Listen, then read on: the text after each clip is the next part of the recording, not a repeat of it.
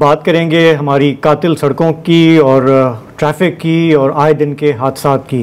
चंद रोज़ पहले मैं कराची का एक इलाका है कराची पोर्ट ट्रस्ट के बराबर में माड़ीपुर नामी एक सड़क है, वहाँ से मैं दफ्तर की तरफ आ रहा था। वहाँ पे उमूमन शाम को कई कई घंटे ट्रैफिक ब्लॉक रहता है। पीछे से एक बहुत बड़े ट्रेलर ने आके मेरी गाड़ी को ठोक दिया और उसको पता भी नहीं था कि वो किस तरह से घसीटता हुआ जा रहा है। मैं गाड़ी से उतरा, मैंने उससे कहा बाबा ये क्या कर रहे हो? उसने कहा यार गलती हो गया, ये तो बस अल्लाह की तरफ से है। मैंने कहा नहीं, अल्लाह की तरफ से नहीं है, तुमने मेरी गाड़ी को ठोका है, मुझे बात करो। उसने कहा ये हमारे मालिक से बात करो। फ़ोन पे मैंने बात की, मैंने कहा जी आपके ड्राइवर ने इतना नुकसान कर दिया है। उसने कहा यार ये तो सब अल्लाह की तरफ से है, कराची में तो रोज़ कहीं ना कहीं पे गाड़ी लगती रहती है, आप इसको जाने दो। खैर उस मामले से मैं जिस तरह भी निपटा, लेकिन ये हमारा एक एटीट्यूड है हमारे इस शहर में कि हम कहते हैं कि जी के एक्सीडेंट तो कोई बात ही नहीं है, वो तो होते रहते हैं। लेकिन ज़ाहिर है कि एक्सीडेंट जो है वो किसी न किसी की गफलत की वजह से, लापरवाही की वजह से, कानून शिकनी की वजह से होता है। लेकिन हम जिम्मेदारी नहीं लेते, हम कहते हैं कि जी कि ये शहर ही ऐसा है, ये मुल्क ही ऐसा है। मैं इसके बारे में क्यों बात कर रहा हूँ? क्योंकि आप देखें कि हमारे यहाँ दहशत गर्दी पे हम बात करते हैं, लेकिन इतने लोग इस मुल्क में नहीं मरते दहशत गर्दी की वजह से जितने ट्रैफिक हादसात की वजह से। हमारे पास पाकिस्तान ब्यूरो ऑफ स्टेटिस्टिक्स के फिगर्स हैं 21-22 के, जिसके मुताबिक सिर्फ उस एक साल में 5,800 से ज़्यादा जानें गई ट्रैफिक हादसात की वजह से, जबकि ज़ख्मी होने वालों की तादाद जो है वो लगभग 13,000 के करीब थी। लेकिन इससे कहीं ज़्यादा जो खौफनाक फिगर्स हैं वो WHO यानी कि आलमी इदारा सेहत के हैं 2020 के, और उसके मुताबिक हमारे मुल्क में 28,000 लोग ट्रैफिक हादसात की नज़र हो जाते हैं। मुल्क में रोज़ कहीं ना कहीं, अगर आप अखबार पढ़ें, ऑनलाइन मीडिया पढ़ें, कहीं ना कहीं आपको मिलेगा कि बस उलट गई, ट्रैक्टर ट्रॉली की टक्कर हो गई, या शहर के अंदर जो रोज़ाना हादसात होते हैं। कराची की अगर हम बात करें जहाँ हम बैठे हैं, तो रोज़ाना लगभग कोई 500 लोग ट्रैफिक हादसात में ज़ख्मी होते हैं, और उनमें भी मेजॉरिटी जो है वो मोटरसाइकिल सवार होते हैं। हम ये जानते हैं कि मुल्क हमारे शहर में मोटरसाइकिलों की बहुत तादाद है। अक्सर लोग हेलमेट नहीं पहनते हैं तो सिर्फ सर पे रखते हैं, उसको बांधते नहीं हैं, और शॉर्टकट लेते हैं, वन वे ट्रैफिक के ख़िलाफ़ जा रहे होते हैं। ट्रैफिक सिग्नल की यहाँ पे लोग पासदारी नहीं करते, जिसका जब मूड होता है वो निकल जाते हैं। और अंधेरे रास्तों पे हम देखते हैं कि अक्सर मोटरसाइकिल वाले दूसरी गाड़ियों वाले आते हैं, उनका कोई इंडिकेटर नहीं होता, कोई लाइट नहीं होता, आपको कुछ पता नहीं होता कि सामने से पीछे से क्या आ रहा है। इसमें एक बड़ा अमल दखल कराची की सड़कों का भी है कि जहाँ पे गड्ढे हैं, खड्डे हैं, स्पीड ब्रेकर हैं, आपको पता नहीं होगा कि ये कहीं तामीराती काम चल रहा है। ये सब चीज़ें कंट्रीब्यूट करती हैं कराची के जो अनसेफ रोड नेटवर्क है। ट्रैफिक पुलिस की बात की जाए तो मेरा हालिया एक्सपीरियंस ये है कि शहर के बड़े बड़े जो गंजान आबादी वाले इलाके हैं, तारिक रोड जैसा इलाका है, वहाँ पे कोई ट्रैफिक सिग्नल काम नहीं करता, वहाँ पे आपको कोई ट्रैफिक वाला नज़र नहीं आता। और ज़ाहिर है कि ऐसे हालात में जिसका जो मूड होगा वो वहाँ से जाएगा। कई कई घंटे लोग बस फंसे रहते हैं। कई दफ़ा मैंने खुद उतर के ट्रैफिक को मैनेज करने की कोशिश की, किसी से हाथ बांध के, किसी से कुछ करके कि आप रास्ता दे दें। तो लोगों की जो फ्रस्ट्रेशन का लेवल है इस शहर में, घर से दफ्तर आते हुए और वापस जाते हुए, वो बढ़ता जा रहा है। इसका एहसास हमारे अशराफिया को नहीं है जो प्रोटोकॉल में चलती है, जिसके आगे गाड़ी होती है या मोटरसाइकिल वाला होता है, जिसके लिए पुलिस वाले, ट्रैफिक पुलिस वाले जो है वो ड्यूटियाँ सारा दिन दे रहे होते हैं। तो थोड़ा हम इसको देखते हैं कि इस मसले का कोई हल है भी, या हम खामखा में अपना सर पीट रहे हैं। हमें इस वक्त प्रोग्राम में ज्वाइन कर रहे हैं DFA अहमद नवाज चीमा साहब, आपका बहुत बहुत शुक्रिया। मैंने जैसे आपको पहले बताया कि हमारे जो फ्राइडे का फ़ोन इन होता है उसमें भी कई दफ़ा लोगों ने इस तरह के सवालात उठाए हैं, वो जानना चाहते हैं कि कुछ हो भी सकता है या नहीं हो सकता। तो मैं आपका चैलेंज का मुझे अंदाज़ा है, और मैं देख रहा था सबसे बड़ी बात आती है कि जी कि नफरी हमारे पास शहर के हिसाब से नहीं है। और अगर आप तस्दीक करें मेरी, मैंने जो फिगर्स देखे हैं उसके मुताबिक आपके पास सैंक्शनड जो ट्रैफिक पुलिस है वो 9,000 से ज़रा सा ऊपर है, लेकिन काम जो लोग कर रहे हैं वो 5,500 हैं। तो मतलब कोई 3,500 आपकी जो नफरी है वो मिसिंग है। क्यों है ऐसा? जी बहुत शुक्रिया। बहुत सारे चैलेंजेस का आपने अहाता कर लिया, और इसमें मैं कुछ इजाफा करूँगा, खुसूसन इस बात से कि आप अगर गौर करें तो कराची के जो चैलेंजेस हैं वो पाकिस्तान के किसी भी दूसरे शहर से मुख्तलिफ हैं। एक तो इसकी आबादी है, जैसे कि आपके इल्म में है कि दुनिया के 10 बड़े शहरों में से इसका शुमार होता है, और फिर पिछले 3 दिहाइयों में कराची में जिस तेज़ी से आबादी के अंदर इजाफ़ा हुआ और कुछ जो मारूजी हालात रहे हैं यहाँ पे, उसके साथ जो डेवलपमेंट होनी चाहिए थी वो स्पेस के ऊपर नहीं हो सकी। कराची का सबसे बड़ा इशू जो है वो ये है कि ये एक इकोनॉमिक हब होने के साथ आबादी का भी सबसे बड़ा शहर है, और यहाँ पे जो ख़ुसूसी चैलेंजेस हैं वो हैवी ट्रैफिक का चैलेंज है। यहाँ 2 पोर्ट्स हैं और पूरे पाकिस्तान की जो हैवी ट्रैफिक है वो इस शहर के अंदर आती है, जबकि पोर्ट पे ट्रैफिक के आने और जाने के लिए ख़ुसूसी अलग से कोई रास्ता नहीं है, वो शहर के अंदर से गुज़र के आती है। उसके साथ साथ फिर जो कराची के दूसरे शहरी मसाइल हैं, जिसमें से पानी की कमी होने की वजह से वाटर टैंकर्स, जो कि कराची में 6000 के करीब उनकी तादाद है, वो सारा दिन रोडों पे होते हैं, जो कि किसी और शहर के अंदर शायद आपको वाटर टैंकर्स इस तरह से नहीं मिलेंगे। फिर इसके साथ साथ जो कराची के जो इंडस्ट्रियल जोन्स हैं, 5 बड़े इंडस्ट्रियल जोन्स हैं, वो भी तमाम के तमाम शहर के अंदर मौजूद हैं और उनके इर्द गिर्द आबादी आ चुकी हुई है। अच्छा चीमा साहब, एक्चुअली हम चूँकि वसत भी कराची के हैं, हमारी भी तकरीबन ज़िंदगी यहीं गुजरी है, तो इस शहर के जो चैलेंजेस हैं उससे तो हम वाकिफ़ हैं और यहाँ का बच्चा बच्चा वाकिफ़ है। मैं आपसे ये जानना चाह रहा हूँ कि फॉर एग्जांपल जब एन ऑफिसर लाइक यू, जब उनको ये पोस्टिंग दी जाती है कि जी अब आप DIG ट्रैफिक हैं, यू आर वेल अवेयर कि ये सबसे मुल्क का मिसमैनेज शहर है, सबसे ज़्यादा टैक्स भी ये देता है और यहाँ के मसाइल, जैसे आप खुद भी कह रहे थे कि लाहौर दूसरे शहरों से कई गुना बदतर हैं। इन सब चीज़ों से वाकिफ़ होते हुए जब आप ये असाइनमेंट लेते हैं तो मुझे ये बताएं कि what is it that you can do और you have done and what needs to be done. जी बिल्कुल, देखें, एक तो बात ये समझे कि ट्रैफिक मैनेजमेंट जो है वो, उसमें ट्रैफिक पुलिस जो है वो सिर्फ एक पार्ट है, जबकि ये एक पूरी जो है एक साइंस है जिसके अंदर मुख्तलिफ इदारों की शमूलियत और उनके ताउन से ही ट्रैफिक की मैनेजमेंट बेहतर होती है।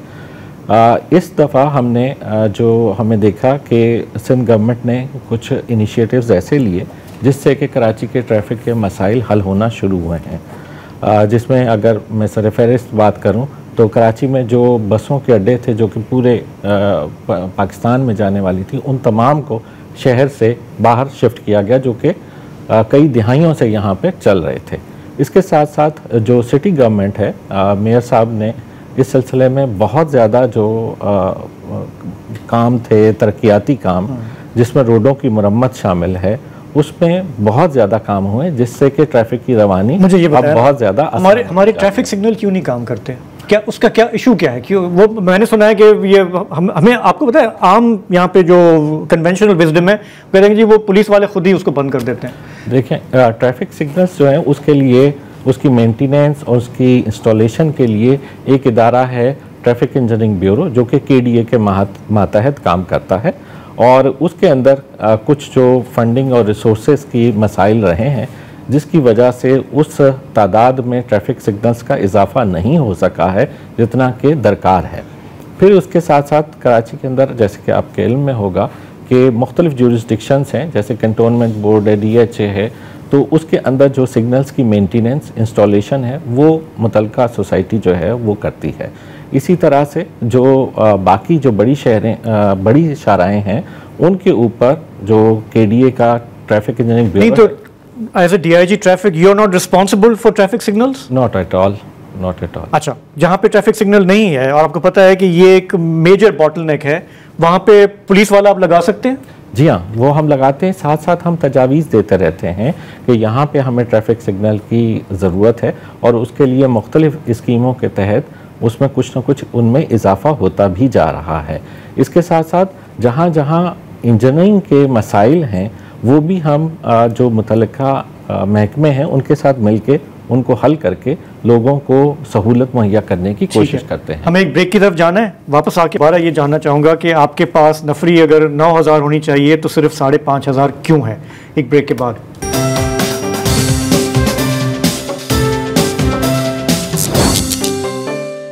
हम बात कर रहे हैं कराची के बेहंगम ट्रैफिक की।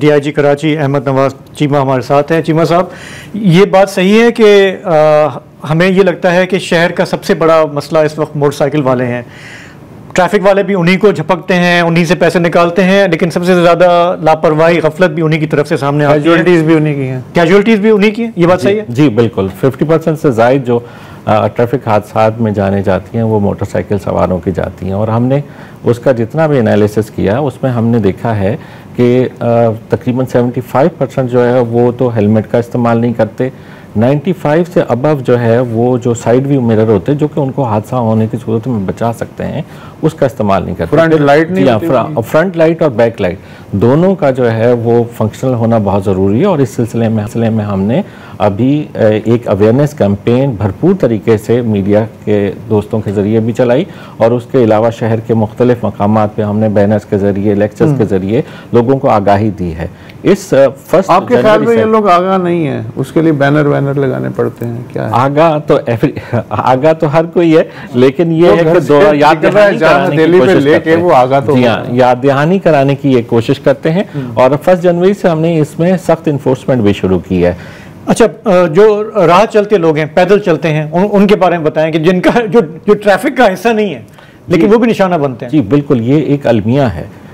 इस रवां साल में ही अगर मैं आपके साथ स्टैट्स शेयर करूं तो तकरीबन 50% ऐसे लोग हैं जो पेडेस्ट्रियन जिनकी के ट्रैफिक हादसात में जाने गई हैं। उसमें बहुत सारी मकामात पे ऐसा है कि लाइट्स ना होने की वजह से या इवन पेडेस्ट्रियन ब्रिज मौजूद भी है तो हमारे अवाम जो है वो उसको यूज़ करने के बजाय वो रोड क्रॉस करते हैं और बहुत जल्दी में और अनफ्रिक्वेंटेड प्लेसेस के ऊपर से रोड क्रॉस करने की कोशिश करते हैं, तो उसमें हादसात रूनुमा होते हैं। तो अच्छा देखिए, मुझे तो ये लग रहा है आपकी बातों से कि ये जो चैलेंजेस का पहाड़ है ये बढ़ता ही जा रहा है।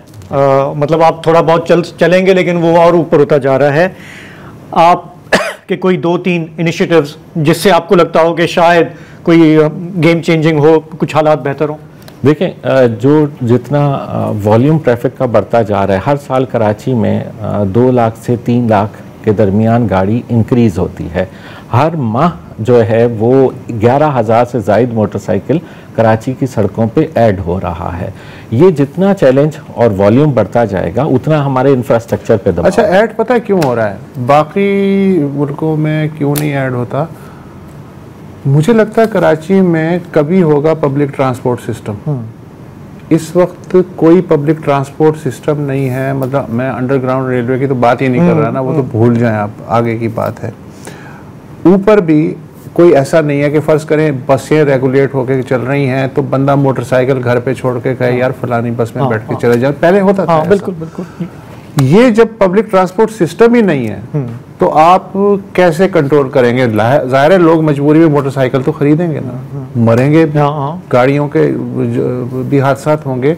तो इसकी जो माँ है, क्या मैं ये कह सकता हूँ कि पब्लिक ट्रांसपोर्ट सिस्टम का पाकिस्तान के सबसे बड़े शहर में ना होना है? आपने बिल्कुल दुरुस्त निशानदेही की। मैं आपके साथ स्टैट्स शेयर करूं तो इसी शहर में 23,000 बसें एक वक्त में रजिस्टर थीं। अब जो बसें जो रूट्स के ऊपर चल रही हैं उनकी तादाद 3,000 भी नहीं रही।